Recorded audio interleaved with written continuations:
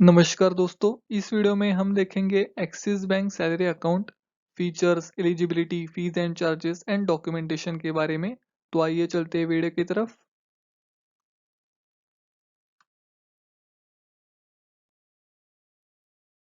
तो सबसे पहले हम देखेंगे फीचर्स। तो अगर एलिजिबिलिटी की बात की जाए तो all salaried employees of eligible company इसके लिए अप्लाई कर सकते हैं। मिनिमम बैलेंस यहाँ पे जीरो है, आपको कोई भी मिनिमम बैलेंस मेंटेन करने की आवश्यकता नहीं है।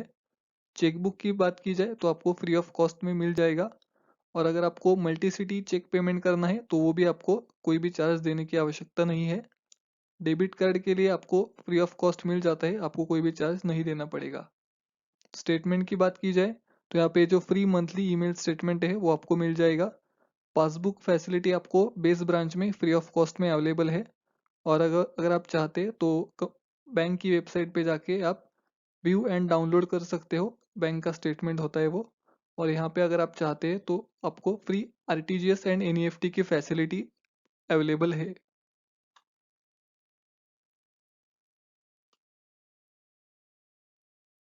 अब हम बात करेंगे ट्रांजैक्शन फीस की। तो यहाँ पे जो डेली विड्रॉल लिमिट है एंड शॉपिंग लिमिट है, तो डेली एटीएम विड्रॉल लिमिट है 40,000 रुपीज़।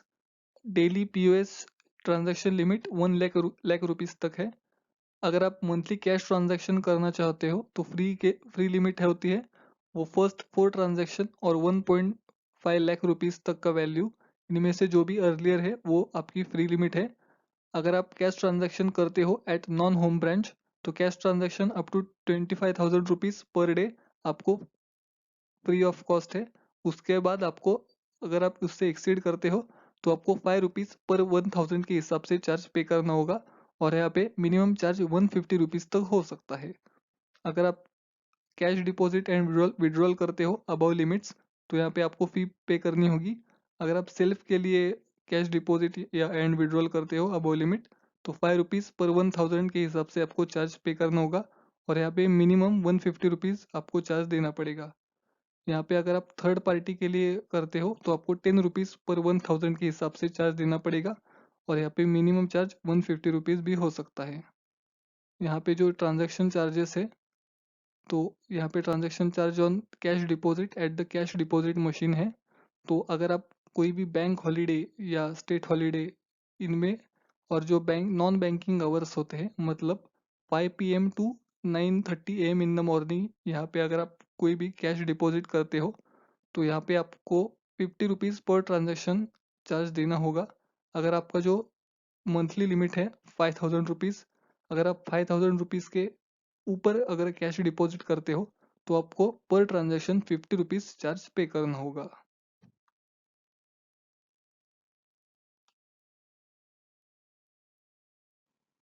अब हम बात करेंगे आरटीजीएस एनईएफटी के बारे में। तो यहाँ पे अगर आप आरटीजीएस एनईएफटी करते हो ब्रांच में ऑनलाइन, आपको ये फ्री ऑफ कॉस्ट अवेलेबल है। अगर आप आईएमपीएस की बात करोगे तो यहाँ पे अप टू 1,000 रुपीज़ आपको 2.5 रुपीज़ पर ट्रांजेक्शन के हिसाब से चार्ज पे करना है। 1,000 rupees to 1 lakh rupees 5 rupees पर ट्रांजेक्शन का चार्ज होता है। और 1 लाख टू 2 लाख आपको 15 रुपीज़ पर ट्रांजेक्शन का चार्ज पे करना होगा। यहाँ पे जो स्पीड क्लियरिंग फीस है, तो यहाँ पे अगर आपको आपके पास 1 लाख रुपीज़ तक का चेक है तो आपको फ्री ऑफ कॉस्ट हो जाएगा। अगर आपका 1 लाख के अबव का चेक है तो आपको 150 रुपीज़ चार्ज पे करना होगा। यहाँ पे अगर हम बात करेंगे एक्सिस बैंक के एटीएम में, तो यहाँ पे number of free transaction, first 5 financial transaction आपको फ्री ऑफ कॉस्ट मिलेंगे।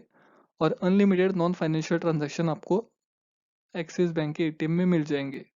अगर आपका नॉन एक्सिस बैंक का एटीएम है तो यहाँ पे number of free transaction, first 3 transaction आपको फ्री ऑफ कॉस्ट मिलेंगे, फाइनेंशियल प्लस नॉन फाइनेंशियल, इन मेट्रो सिटीज जैसे कि मुंबई, दिल्ली, कोलकाता। और अगर आप इन मेट्रो सिटी छोड़ के अगर किसी नॉन एक्सिस बैंक के एटीएम में जाते हो अदर सिटीज के लिए तो यहाँ पे first 5 transaction financial plus non financial आपको फ्री ऑफ कॉस्ट मिल जाएंगी। अगर आप axis and non axis bank में कैश विड्रॉल करते हैं बियॉन्ड लिमिट, मतलब फाइनेंशियल ट्रांजैक्शन करते हो, तो आपको 21 रुपीज़ पर ट्रांजैक्शन का चार्ज देना होगा। अगर आप नॉन फाइनेंशियल ट्रांजैक्शन करते हो, एग्जाम्पल बैलेंस इंक्वायरी, अगर आप बियॉन्ड लिमिट करते हो तो आपको 10 रुपीज़ पर ट्रांजैक्शन के हिसाब से चार्ज पे करना होगा। यहाँ पे जो maximum monthly transaction count limit है वो 30 ट्रांजैक्शन है, financial plus non financial per month. अगर आप इस लिमिट के बाद अगर ट्रांजैक्शन करते हो या इस लिमिट से ज़्यादा ट्रांजैक्शन करते हो तो आपको 21 रुपीज़ पर फाइनेंशियल ट्रांजैक्शन आपको चार्ज पे करना होगा।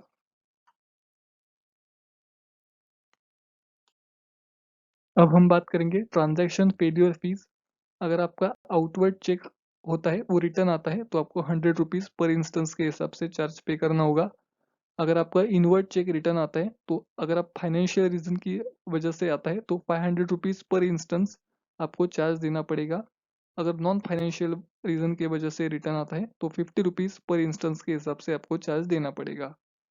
यहाँ पे आपका आउट स्टेशन चेक रिटर्न आता है तो 150 रुपीज़ पर चेक आपको चार्ज देना होगा। यहाँ पे जो ECS डेबिट फेलियर होता है तो फर्स्ट रिटर्न के लिए 375 रुपीज़ का चार्ज है, सेकंड रिटर्न के लिए 425 रुपीज़ का चार्ज है एंड थर्ड रिटर्न ऑनवर्ड्स आपको 500 रुपीज़ का चार्ज पे करना होगा। यहाँ पे जो स्टैंडिंग इंस्ट्रक्शन फेलियर चार्जेस है for loan EMI, credit card dues, loan, auto debit, इनके लिए 200 रुपीज़ पर इंस्टेंस आपको चार्ज देना होगा। यहाँ पे जो ATM cash withdrawal transaction failure charges है ड्यू टू इनसफिशिएंट बैलेंस, तो यहाँ पे जो नॉन एक्सिस ATM है यहाँ पे आपको 25 रुपीज़ पर इंस्टेंस के हिसाब से चार्ज पे करना है और जो एक्सिस बैंक के ATM है यहाँ पे कोई भी चार्जेस नहीं लगेंगे। अगर आपका जो ट्रांजैक्शन होता है वो फेल होता है at the POS terminal due to insufficient balance तो आपको 25 रुपीज़ पर इंस्टेंस के हिसाब से पेनल्टी पे करनी होगी।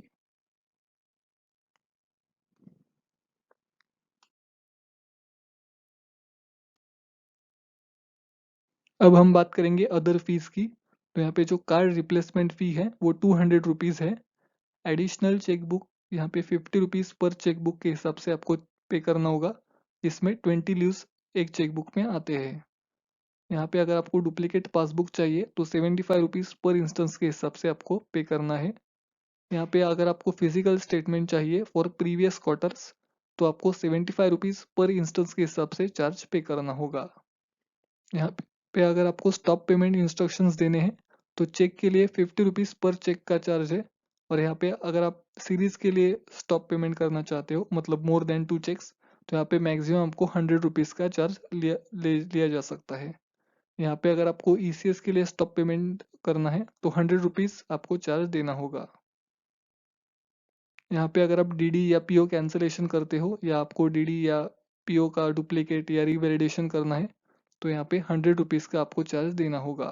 अगर आपको एडिशनल DD या PO चाहिए तो अप टू 10,000 आपको 50 रुपीज़ का चार्ज है और अबाउट 10,000 आपको 5 रुपीज़ पर 1,000 के हिसाब से चार्ज पे करना होगा और यहाँ पे मिनिमम 75 रुपीज़ चार्ज हो सकता है और मैक्सिमम 10,000 रुपीज़ तक चार्ज जा सकता है। यहाँ पे अगर आप वैल्यू एडेड SMS अलर्ट चाहते हो तो यहाँ पे 25 पैसे पर SMS आपको चार्ज देना होगा और मैक्सिमम यहाँ पे 15 रुपीज़ पर क्वार्टर कस्टमर से चार्ज किया जा सकता है। मतलब मैक्सिमम आपको 3 महीने के लिए 15 रुपीज़ चार्ज किया जा सकता है। यहाँ पे अगर आपको address confirmation, photo attestation, signature verification and balance certificate चाहिए तो आपको इन सभी कामों के लिए 50 रुपीज़ चार्ज पे करना होगा।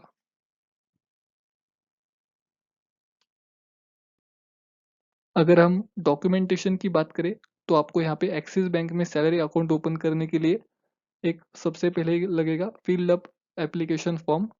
उसके बाद आइडेंटिटी एंड एड्रेस प्रूफ लगेंगे जैसे कि valid passport, voter ID card, PAN card, permanent driving licence, Aadhaar card और उसके साथ आपको लेटेस्ट पासपोर्ट साइज फोटोग्राफ्स भी लगेंगे।